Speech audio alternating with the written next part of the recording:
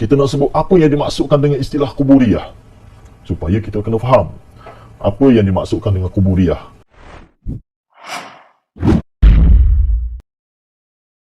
Seterusnya, sebagai mukaddimah juga, kita harap kita boleh berlapang dada. Ada benda-benda yang mungkin kita kata khilaf apa yang kita bincang. Bila kita kata khilaf, dia mungkin ada dua pandangan. Ada pandangan yang membenarkan, ada pandangan yang tidak bersetuju. Maka perkara-perkara yang kita kata khilaf dikategorikan sebagai khilaf muktabar, kita kena akur, baik di pihak orang yang suka ataupun di pihak yang menentang.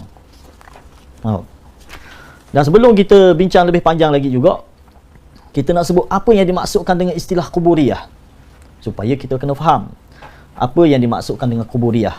Al-Fadhil Prof Basri di awal prakata dia, sebelum dia masuk pendahuluan dia, disebut selalu dah. Dia kata benda golongan kuburiah kita boleh rujuk dalam muka surat berapa? Tak ada muka surat ni, sebab sebelum pendahuluan dia. Dia kata golongan kuburiah merujuk kepada golongan yang melampau dalam mengagungkan dan mensucikan kubur, sehingga ke tahap mengiktikadkan terhadap kubur itu sesuatu yang tidak harus diiktikadkan melainkan hanya kepada Allah sahaja, termasuk mengqasakkannya dengan berbagai-bagai jenis ibadah. Ini kita kena kok isu ni yang kita akan bincang. Ada pun orang yang pergi ziarah kubur tidak termasuk dalam golongan ni, kita tak nisbah dia dalam al-kuburiyah. Saya pun ziarah kubur arwah mak saya, kubur arwah ayah saya. Takkan kita kata bila kita ziarah kubur je, ni kuburiyun. Tak. Yang dimaksudkan dengan kuburiyah ni pelampau. Orang-orang yang melampau dalam memuja kubur-kubur orang soleh, termasuk kubur-kubur para anbiya. Ini tak boleh. Dan ini yang kita bincangkan. Tak. Mensucikan kubur sehingga ke tahap mengiktikadkan terhadap kubur tersebut. Dan benda ni berlaku di Yaman. Saya selaku salah seorang pelajar yang pernah belajar di bumi Yaman, dan saya pernah sebut dululah, saya lama dah sebenarnya tak bincang tentang kubur ni, tentang Yaman, tentang Hadramaut apa tak. Ni baru bincang pula. Jadi saya pernah sebut bahawa saya ni pernah sempat duduk di Darul Mustafa, sebab ada orang minta nombor kad pelajar pun. Memang tak sempat buat kad lah. Dan untuk makluman, saya rasa saya sebelum dia sampai ke Yaman, saya dulu sampai. Orang yang minta tu saya dulu jejak kaki ke Darul Mustafa. Saya sempat duduk sebulan ataupun 2 bulan di situ dalam proses pendaftaran. Dan bila saya tengok, dan saya sempat pergi ziarah Hud. Jadi kalau nak takwil, saya kata saya ni bukan pelajar lah apa, wallahualam. Memang nak kata nak dapat nombor kad pelajar tu, memang saya tak ada kad lah. Sebab saya sempat duduk sebulan ataupun 2 bulan. Alhamdulillah, Allah buka hidayah, Allah beri hidayah, sempat keluar walaupun dalam keadaan ada krisis untuk keluar daripada Darul Mustafa tu. Sehingga melibatkan pihak kedutaan dan sebagainya. Pelajar-pelajar lama mungkin tahu semua. Al-Fadhil yang bertanya nombor pelajar saya tu, dia tak ada lagi masa tu. Dia tak sampai, dia tak pijak kaki lagi. Jadi itu isu dia. Dan kita kata di Yaman ni, bila kita sebut tentang Al-Kuburiyah di Yaman, apa yang disebut oleh Syekh Ahmad bin Hasan Al-Mu'allim ni pun, dia bukan merujuk pada Hadramaut sahaja, tidak, tetapi dia rujuk kepada keseluruhan Yaman tu sendiri. Tapi jangan kita perasan bahawa orang cakap tentang kita sahaja, tidak. Sebenarnya bila dibincang tentang isu kubur di Yaman ni, dia sejak awal lagi. Kita pernah dengar salah seorang ulama besar Yaman yang pernah bincang tentang kubur ni ialah Ibn Amir As-San'ani. Dia ada tulis kitab semua berkenaan berlakunya pemujaan kubur di Yaman. Kita pernah dengar salah seorang ulama besar di Yaman juga, Imam Ash-Shawqani, pun membincangkan tentang isu yang sama. Ni dua-dua orang ulama ni kita tak wujud lagi, dia bincang dah isu ni. Jadi jangan kita perasan bila kita cakap tentang kuburiyah, seolah-olah kita tuju pada tahrim saja. Tidak. Saya alhamdulillah sepanjang saya belajar di Yaman, saya nak cerita saya pernah pergi ke tiga tempat yang kita kata orang yang melampau dalam memuja kubur ni. Ada 3 golongan. Ada 3 golongan. Dan di mana-mana pun saya pernah sebut benda ni. Yang pertama kita kata golongan yang paling melampau lah kita kata dalam memuja kubur ni ataupun berlebih-lebihan mengambil berkat dan sebagainya kubur ni adalah golongan Ismailiyah. Ini berlaku di sebelah nama tempat di Jiblah di Yaman. Dan saya sempat pergi di situ, duduk dalam hampir sebulan di situ. Saya tengok bagaimana upacara-upacara yang dia buat di kubur yang dikatakan kubur Queen Arwah ataupun Malikah Arwah. Malikah Arwah ni salah salah seorang permaisuri yang pernah memerintah Yaman. Dan puak-puak Ismailiyah ni, ramai mereka ni mari daripada Pakistan, India. Dikatakan mereka ni berketurunan daripada keturunan Queen Arwah ni. Lalu setiap tahun dia ada upacara-upacara tertentu, dia akan mari ziarah kubur ni. Tak kira orang OKU panjat tangga, lebih kurang 100 lebih tangga nak boleh naik ke masjid. Dan di dalam masjid, di sebelah kiri masjid tu, di sebelah kiri mihrab tu, adanya kubur Queen Arwah. Di sana mereka akan berebut untuk sembahyang bukan di saf pertama ni, tetapi mereka akan berebut sembahyang di depan kubur ni. Ini saya tengok dengan mata kepala saya sendiri.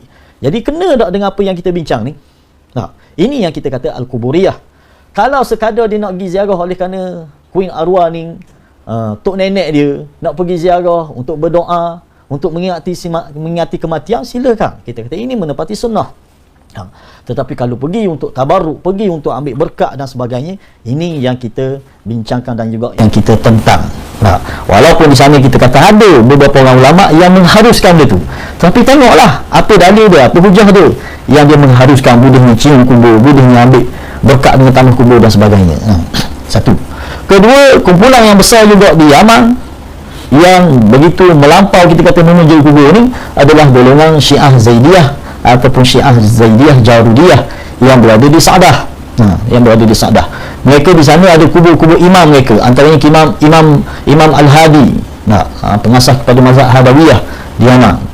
Di sini mereka lebih agresif daripada yang pertama. Saya sempat juga tengok, walaupun saya sempat duduk seminggu di tempat ni, dan kita tengok sendiri di sana berlakunya tawaf kubur.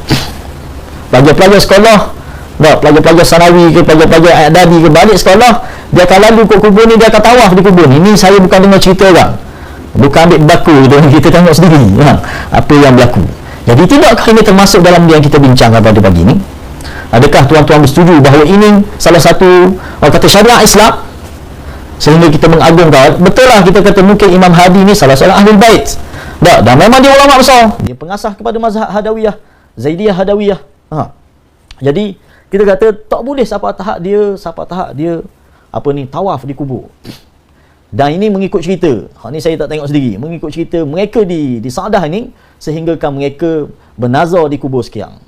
Begitu juga apabila upacara sembelihan korban, mereka tidak akan sembelih korban melainkan di kubur imam mereka di sini.